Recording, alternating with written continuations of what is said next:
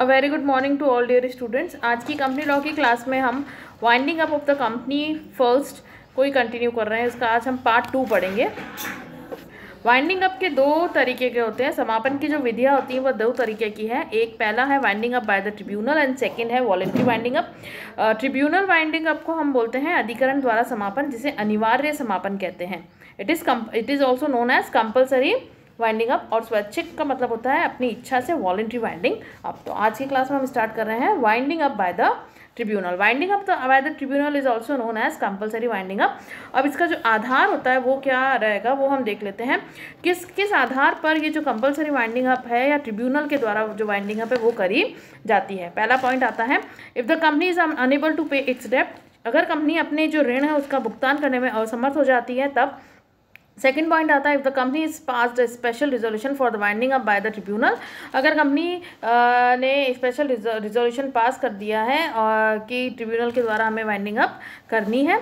Third point आता है, if the company has acted against the interest of the sovereignty and integrity of the nation और India, अगर company जो है वो देश की सुरक्षा, विदेशी राष्ट्रों के साथ मैत्रीपूर्ण संबंध, सार्वजनिक व्यवस्था, शालीनता या नैतिकता के हित के विरुद्ध अगर कोई काम कर देती है तो। And if the tribunal has ordered the winding up of the company under chapter of the act because of its becoming a sick company, अगर वह सिक कंपनी बन गई तो उस आधार पर अगर ट्रिब्यूनल ने उसको ऑर्डर कर दिया है। If an application has been made by the registrar, और या फिर रजिस्ट्रार ने जो है वो एप्लीकेशन दी है, और एनी अदर पर्सन जो कि सेंट्रल गवर्नमेंट के द्वारा ऑथराइज्ड है, अगर उसने अंडर द एक्ट अगर उसने ट्रिब्यूनल को एप्लीकेशन दी है तो। अब the tribunal shell make such an order in any of the following cases, अब जो ट्रिब्यूनल है वो इन किसी भी केसेस के अंदर ऑर्डर कर सकता है। If the affair of the company has been conducted in fraudulent manner, अगर कंपनी का जो संचालन हो रहा है वह कपटपूर्ण तरीके से हो रहा है।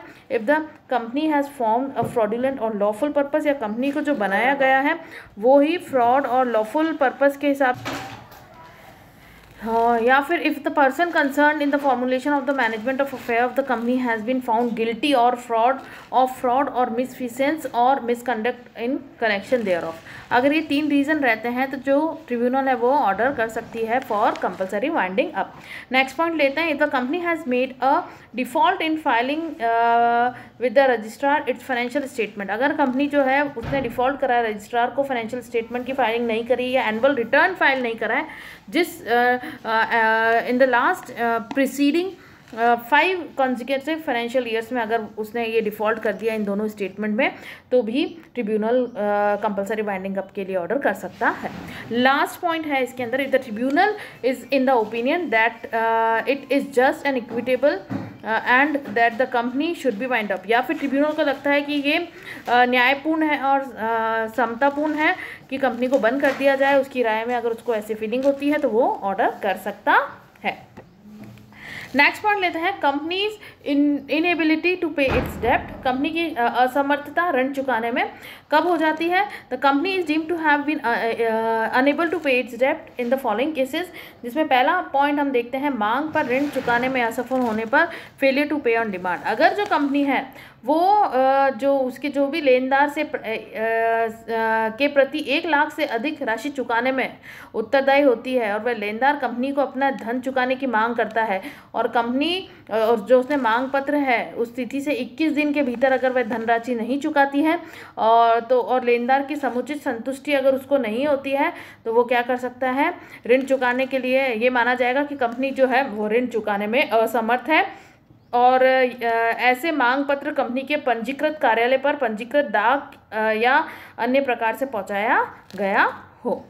नेक्स्ट पॉइंट देखते हैं हम, अनसेटिस्फाइड डिक्रीज डेब्ट, जिसको हम बोलते हैं असंतुष्ट डिक्रीयुक्त ऋण, अगर यदि कोई भी कंपनी तब भी अपना ऋण चुकाने में असमर्थ मानी जाएगी जब वह जो है कोर्ट या ट्रिब्यूनल या अधिकरण द्वारा अपने विरुद्ध जारी की जो डिक्री है अथवा ऋण चुकाने का जो आदेश है उसकी अनुपालना नहीं कर पाती है, तो भी ये माना जाएगा कि company is enable to pay it's debts.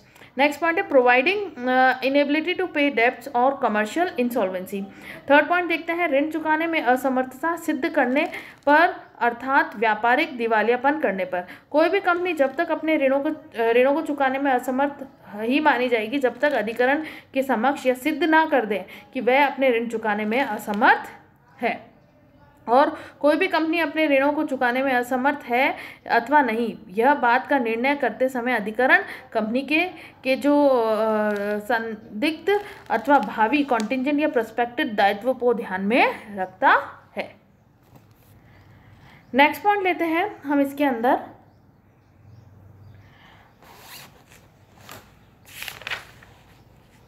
कि क्या रीज़न है जिसके आधार पर जो ट्रिब्यूनल है वो ऑर्डर पास करता है कंपनी के वाइंडिंग अप करने के लिए। पहला पॉइंट हम देखते हैं deadlock in management. Deadlock in management जो है प्रबंधन में गतिरोध। अगर ये देखा जाता है कि where there is a total deadlock in management the company and there is no practical remedy the tribunal में ऑर्डर वाइंडिंग अप। यदि कंपनी के प्रबंधन का पूर्णतः गतिरोध उत्पन्न हो गया है और कंपनी की समस्या का कोई निदान का कोई उपचार नहीं है, उसकी प्रॉब्लम का कोई सॉल्यूशन नहीं है, तो क्या किया जाएगा, अधिकरण ऑर्डर कर देता है।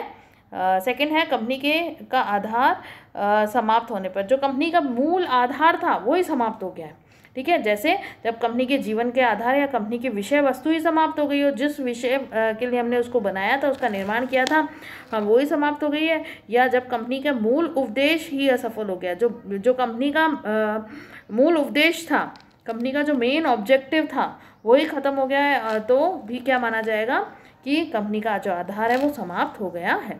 नेक्स्ट पॉइंट आता है निरंतर हानियाँ, जिसको हम बोलते हैं कंटिन्यूस लॉसेस। अगर कंपनी को निरंतर हानियाँ हो रही है तो भी क्या माना जाता है कि जो ये समापन का आदेश ट्रिब्यूनल दे सकता है।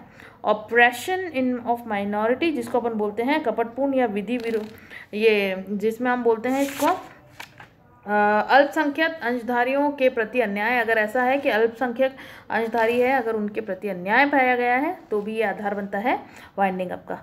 नेक्स्ट है फ्रॉडुलेंट और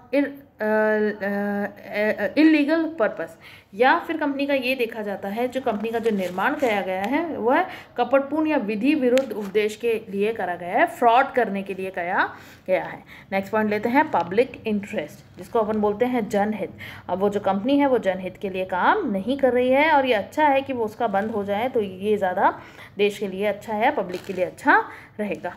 नेक्स्ट पॉइंट है लाभांश घोषित नहीं करना। अगर जो कंपनी है it fails to declare the dividend, तो भी ये माना जाता है कि कंपनी का तो भी ये आधार बनता है कि कंपनी का वाइंडिंग अप करा जाए। लास्ट पॉइंट देखते हैं बुलबुला कंपनी, जिसको अपन बोलते हैं बबल कंपनी।